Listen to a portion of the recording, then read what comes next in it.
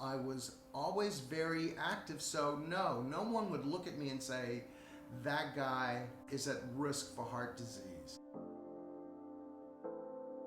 I knew, because of my family history, that something was off. Because you can look as fabulous as you want. It's like a house having termites. The house is gorgeous on the outside, but on the inside it's falling apart.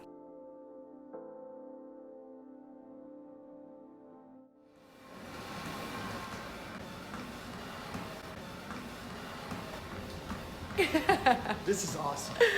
And look how amazing he looks right now. Like, come on, right? Glowing. Hi. Hey, can you work all weekend? And it's like, For the last time, no. I'm from New Orleans, darling. He's the greatest Olympic diver of all time. No one's ever broken his records. Who doesn't love Greg Louganis? By nature, I'm a historian. I decided to, wow, this could be a new hobby, and it's one of the reasons I fell in love with the myth and the man at the same time. This is just something that I did for Greg and for me and for posterity.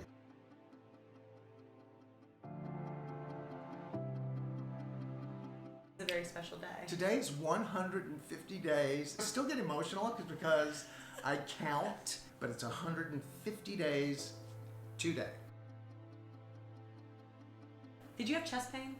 I did not have chest pain. I had no symptoms except exhaustion, and I wasn't sleeping well. Things were falling apart around me because... And that's clearly not who you are. Like, No, you clearly smile not. and it's like, I didn't know how your physical health actually impacts your mental health, your spiritual health. There was a 90% chance that I had a 70% block somewhere in my heart. And the second that the image came up on the screen, they stopped. Right. And said, you're gonna have to have a bypass. We just don't know how many. Within a few days, I was at Cedars-Sinai Medical Center under excellent care, and I did have a triple bypass. My mother, she had a quadruple bypass. My father had a stent. My older brother had a stent. My second older brother had a stroke.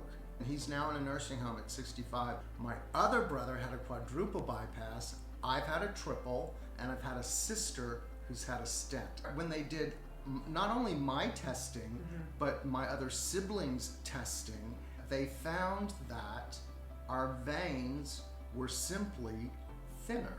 I was genetically predisposed. When my mom and dad got together, because they both had heart deficiencies, they produced a bunch of kids with heart deficiencies. Right.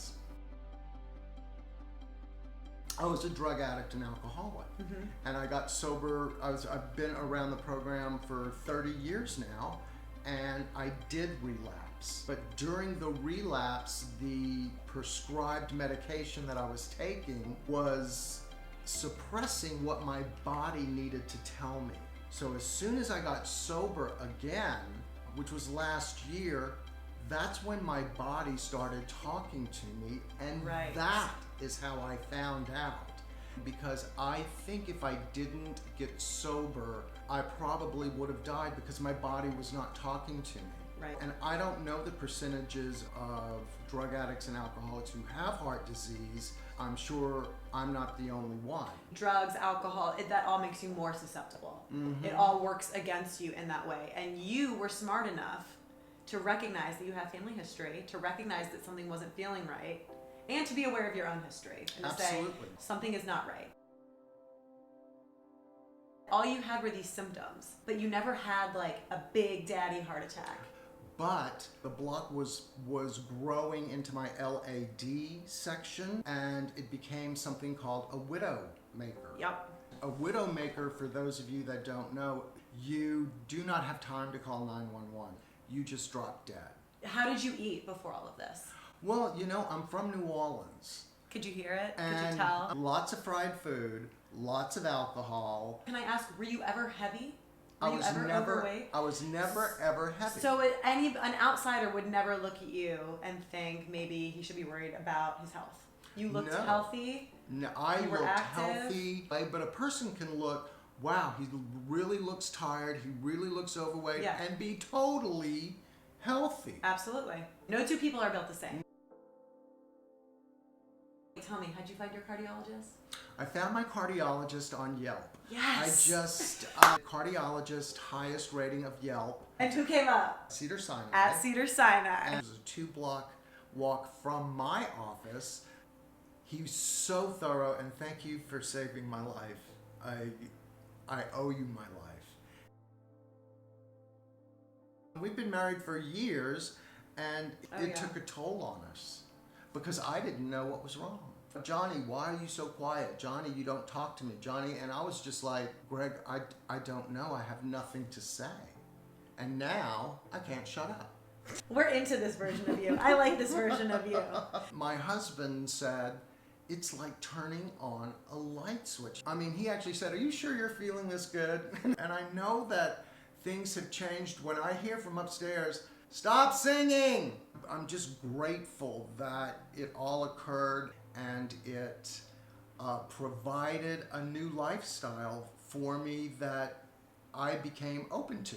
If there was one thing that you could go back and tell your pre-diagnosed self, what do you think it would be?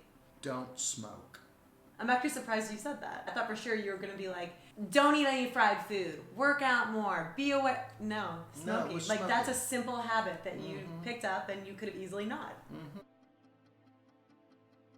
If you were to speak to someone who had just undergone cardiac surgery, maybe a bypass, what's the advice that you would give them?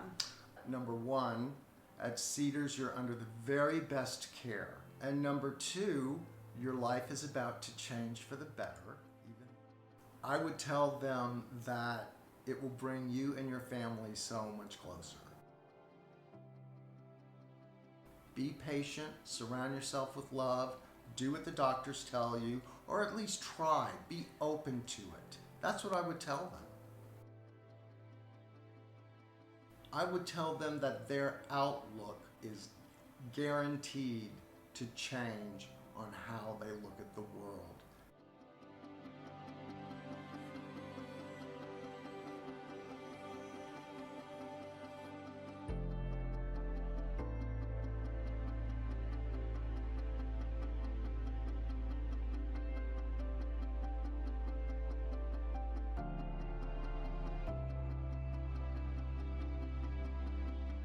Greg knows how to run in a pool and knows how to get your heart rate up in a pool. His job was to get me back to where I could do it myself. So thank you, Greg. I love you.